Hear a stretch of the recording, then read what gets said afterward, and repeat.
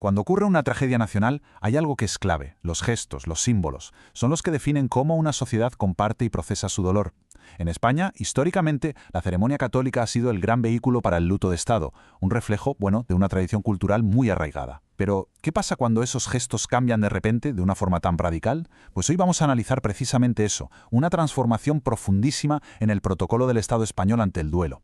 Vamos a empezar por el principio, por el suceso que lo puso todo patas arriba. Una tragedia que colocó este nuevo protocolo en el centro de todo el debate público. Hay fechas y lugares que se quedan grabados en la memoria colectiva, ¿verdad? Pues bien, Adamuz, en Córdoba, el 18 de enero de 2026, es uno de ellos. Se convirtió en el epicentro de uno de los peores accidentes ferroviarios de nuestra historia reciente. Un momento, la verdad, de shock total para el país. Y es que las cifras de la tragedia, la verdad, ponen los pelos de punta.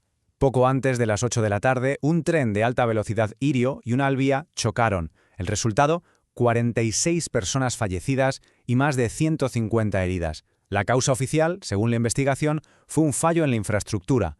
Para ser exactos, una soldadura defectuosa en una de las vías. Y en medio de todo ese dolor, durante el funeral principal que se celebró en Huelva, con la presencia de los reyes, algo llamó poderosamente la atención. Una ausencia muy notable, la del presidente del gobierno, Pedro Sánchez. Y claro, la pregunta fue inevitable y va mucho más allá de este suceso concreto. ¿Por qué no estaba allí? Y es que, ojo, lo de Adamuz no fue algo puntual, para nada. Forma parte de un patrón, de un cambio de rumbo muy claro en el ceremonial del Estado que marca un antes y un después. Para entender esto, nada mejor que mirar los números. Porque los datos, la verdad, es que hablan por sí solos. Fijaos en la caída brutal en la asistencia media anual de los presidentes a funerales católicos. Con Aznar, la media era de más de 3 al año. Con Zapatero y Rajoy fue bajando progresivamente. Y con Sánchez, la cifra se desploma hasta un 0,37. Los números no engañan. Esto es, claramente, un cambio de política intencionado. Entonces, si no hay funeral religioso, ¿qué hay? Pues la alternativa que ha impulsado al gobierno es lo que se conoce como homenaje civil. Se trata de una ceremonia de Estado, pero aconfesional, sin ningún tipo de símbolo religioso, que se presenta como el nuevo modelo para el luto oficial. Y este esquema, esta especie de guión, se ha repetido una y otra vez en las grandes crisis que hemos vivido últimamente. Durante la pandemia de COVID, pasó. Tras las terribles inundaciones de la Dana, también. Y como ya hemos visto, en la tragedia de Adamuz, de nuevo. La pauta es siempre la misma. El presidente no asiste a la misa funeral principal, pero sí preside, tiempo después, un homenaje civil. Vale, ya tenemos el patrón. Ahora, la pregunta es, ¿por qué? ¿Cómo se justifica esto oficialmente? Y claro, ¿qué otras lecturas se pueden hacer? Pues bien, un caso de enorme repercusión internacional nos va a dar todas las claves. Nos vamos a abril de 2025, al funeral del Papa Francisco. Aquello se convirtió de alguna manera en el gran escaparate internacional para observar esta nueva doctrina de protocolo, y como era de esperar, generó un debate intensísimo.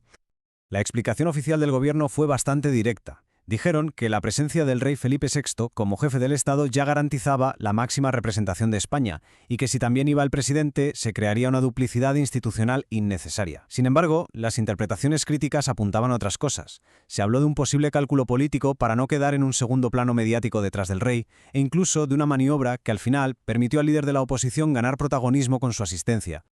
Pero claro, como en casi toda regla, aquí también hay excepciones. Y son precisamente esas excepciones, solo 3, las que nos dan la pista definitiva para entender la lógica que hay detrás de todo esto.